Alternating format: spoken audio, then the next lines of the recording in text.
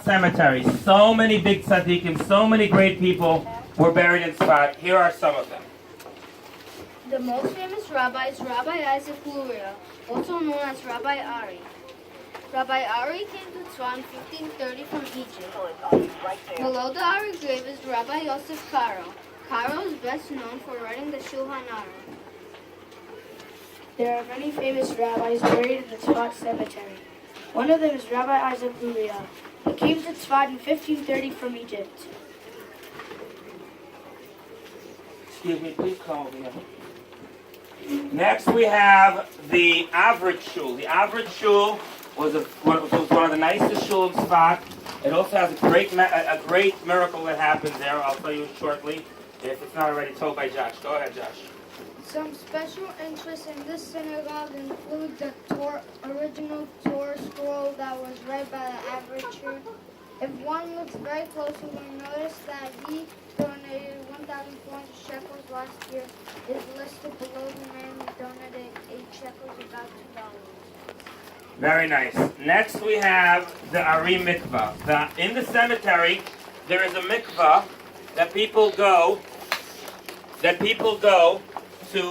a mikvah that people go to become pure. This mikvah has two very, very special legends. These people have become pure to use the Ari mikvah.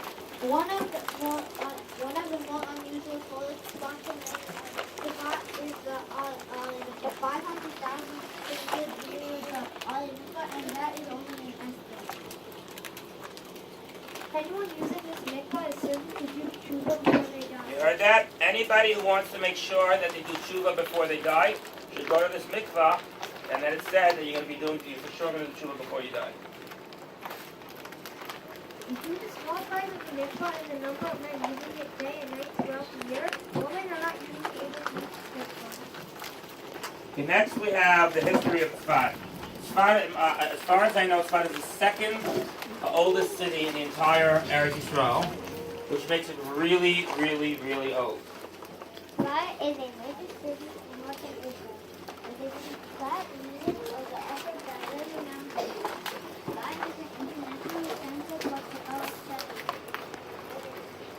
It's one of the Judaism's four royal cities.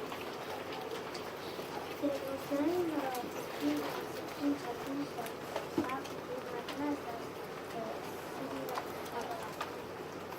Okay, next we have, as we heard already before, when we were talking about the other exhibit over there, the cemetery, one of the people that lived in Tzfat, his name was Rabbi Yosef Karo. Rabbi Yosef Karo was one of the greatest sages from a few hundred years ago.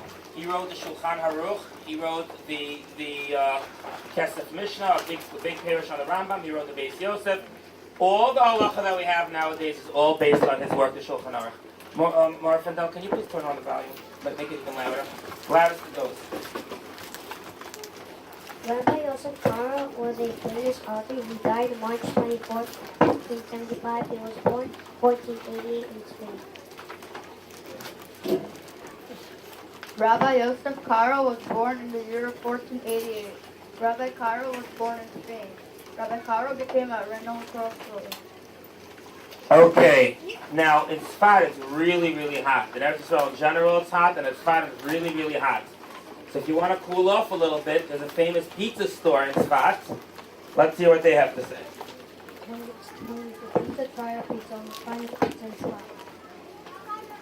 Exquisite pizza that melts in your mouth. Unbelievable taste with extra cheese and special sauce.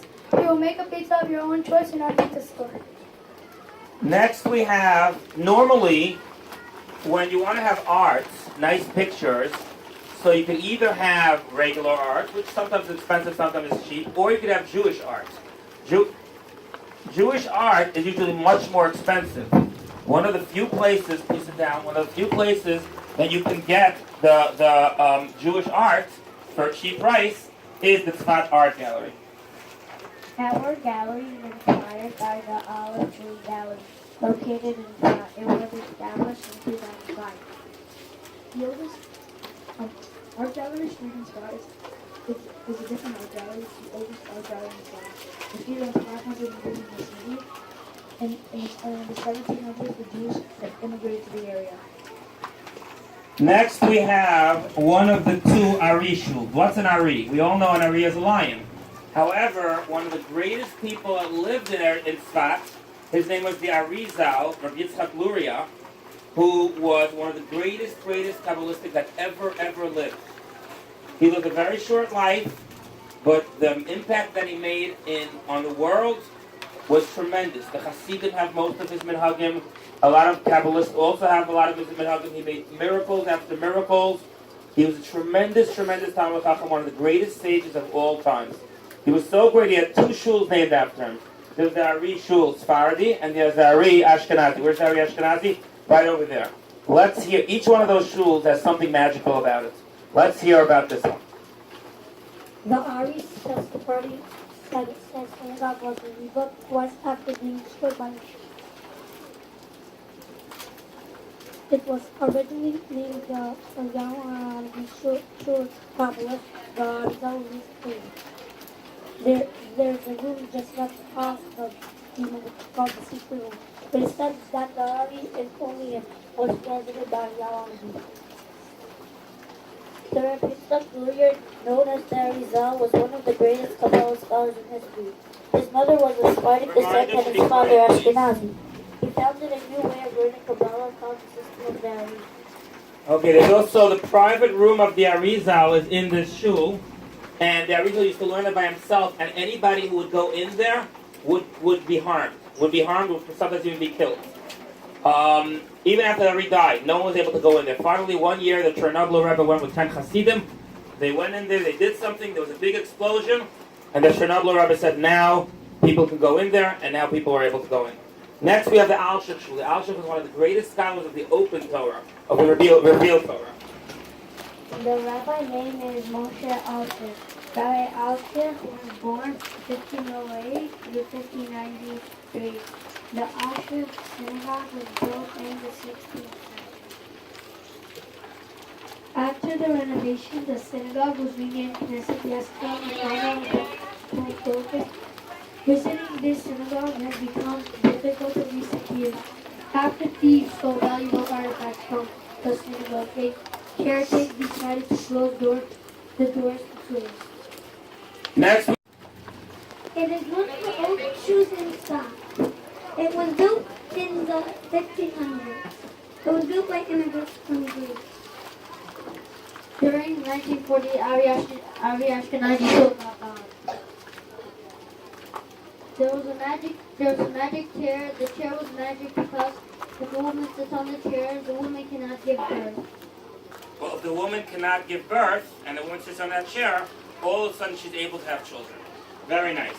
Now we come to the Maria Buav Shul, which is the nicest shul in Tzfat, and one of the nicest shuls in the world. The real name of the rabbi of the Maria Buav Shul was Yitzchak Buav. Rabbi Buav was born in 1433 and died in 1493. He lived in Spain and Tzfat. His rabbi was Rabbi Yitzchak Kadaka. Rabbi Buav wrote one of the Torah scrolls, and then a second scroll was written by one of the six of the Legal rabbi, which are kept in an ark in a shul. The scroll that Rabbi Buav wrote is over 500 years old and still in use. Finally, we come to the Davidka canon. This is one miracle that happened 70 years ago. It was a tremendous miracle. The Davidka was made by David Leibowitz at the Mikveh Israel at the Bristol School in Holland. The Davidka is tied to the medals that made in Goliath.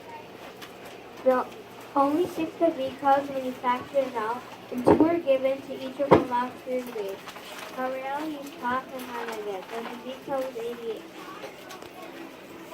The head was a large can filled with nails, rocks, and any other materials that could be used for sharpening. The mortar was 3 inches wide, but the bomb was much larger. The Davidka's shell's tail was any part of the shell that could be used. Basically what happened was the Davidka cannon is a cannon that doesn't really do much except make noise. The Jews in Tzfat were outnumbered 10 to 1. There were 10 Arabs for every Jew. The Arabs used to walk into stores and say, you may as well give it to us for free because tomorrow we're going to come and kill you all anyway. And get it anyway. The Jews took out this Davidka cannon. It didn't really do much. All it did was make a lot of noise. It didn't really do anything. But the Arabs that heard it were very scared, and all of a sudden it started raining. Something that never happened in Tzfat during this time in spring.